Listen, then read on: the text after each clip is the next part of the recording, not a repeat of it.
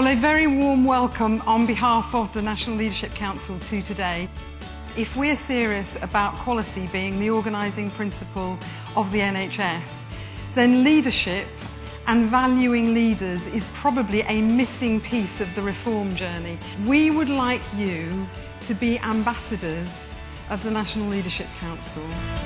The future for the NHS is to focus on our communities and patients. That is the place where the NHS of the future is going to get its drive, energy and direction. And that is different kinds of leadership. And it won't happen by accident. It happens because we seriously look at ourselves and look at what we do. There needs to be a bit of a shift where there's a bit more realism at a national level in terms of the expectation that's put forward for patients.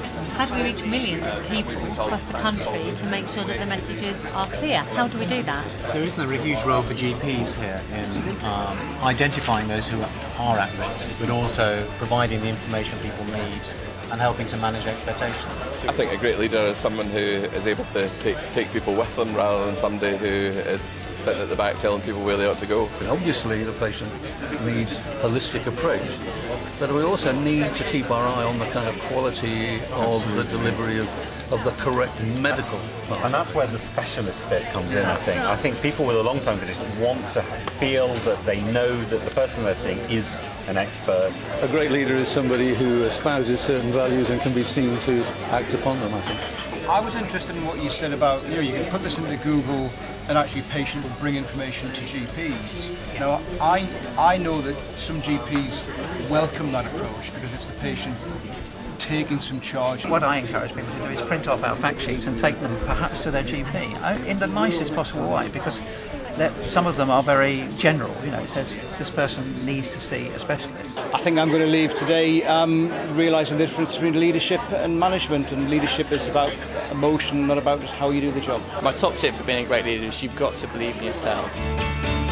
We encourage discussion, we give scenarios, we encourage interaction, and they learn something, which is the most important thing, and it's fun. We've got a lot of people working with the team and making it work.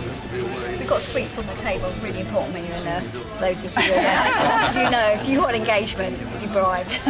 I've had a fabulous day. I feel really enthusiastic and passionate. The idea that everybody has access to a GP service in Rampton, we're trying to transfer that to the community as well, so that out there, again, individuals will have access to a regular health check. We need to make sure we're educating student nurses as well as all the other student physiotherapists and etc. But I know the nursing's starting now, but hopefully we can move this forward as well.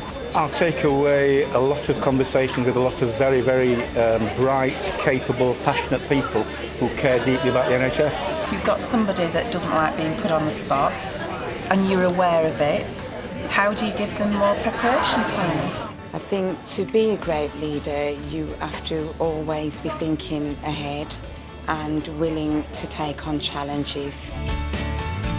We want to get even wider afield this year, but I wouldn't like anyone to think it's just about managers and chief execs, and I think last year proved it. Absolutely. That the majority of people were surgeons, clinicians, working in the field, doing excellent practice, empowering other staff. I think time is a real problem because it's not easy.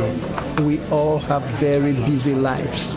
Leadership is about understanding what the patient needs and what our communities need and how we can actually provide services to actually meet those needs.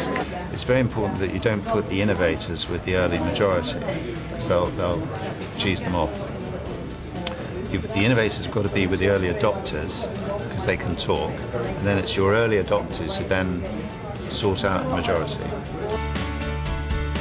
Some of the farm bosses and some of the NHS bosses have found it incredibly powerful simply to spend a day going to each other's board meetings, getting an impression of the kind of meetings that they go to. The most important thing I've learned so far today is that I've got a lot to learn about improving what I'm doing for the National Leadership Council to make it fit for purpose for the NHS. We'll support you to lead the way around asthma and vice versa. And I think then you start to build the confidence in not just your GP workforce but your nursing workforce. I've learned that for practice nurses it's really important for them to have a network, somewhere where they can learn from each other and support each other. And I'm going to go away and set one up in my locality.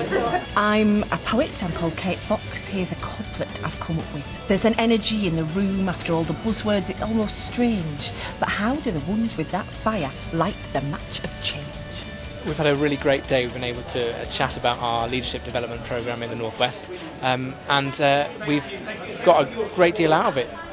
It's been great. It's been really invigorating and inspiring. It's been great. It's been great. The environment, the people, the workshops, it's been absolutely fantastic.